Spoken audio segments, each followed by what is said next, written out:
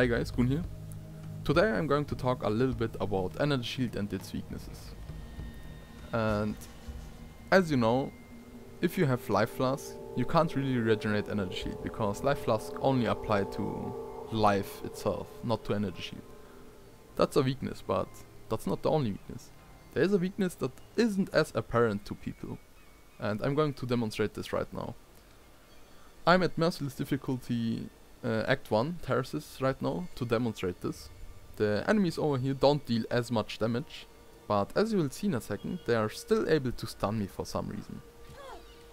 As you see, they don't really deal that much damage, but they are still able to stun my character. Not all the time, because they deal rather low damage. Let's regenerate the energy shield really quick. But they are able to stun me, even though they deal rather low damage. They deal about 300 damage per hit and they are still able to stun me. Alright.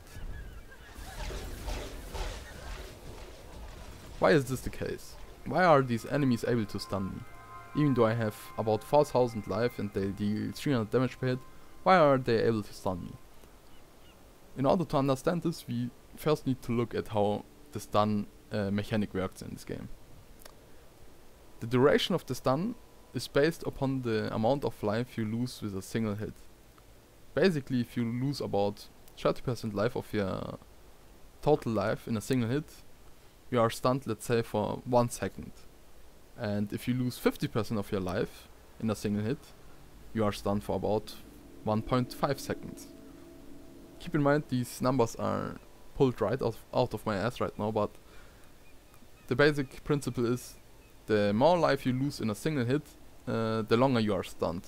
And there's a small threshold which has to be surpassed before you actually get stunned. If you take 2 less damage, you don't get stunned at all. And anything above the threshold basically stuns you for a small duration, depending on how much life you lose in a single hit. How does this work with Energy Shield? Energy Shield isn't used for this calculation at all. What the game actually does is, it takes the life you would have had if you hadn't skilled Chaos Inoculation, for the purposes of calculating the stun duration. What this means is that with only 600 life, I'm basically stunned forever if enemies deal rather low damage. Even if they deal only about 600 damage, which is a rather low portion of my total energy shield, which is 4000 with Chaos Inoculation, they are still able to stun me and even perma-stun me, because the game calculates the stun duration by using the life amount I have, which is only 603. And because of that, Energy Shield is really prone to stuns.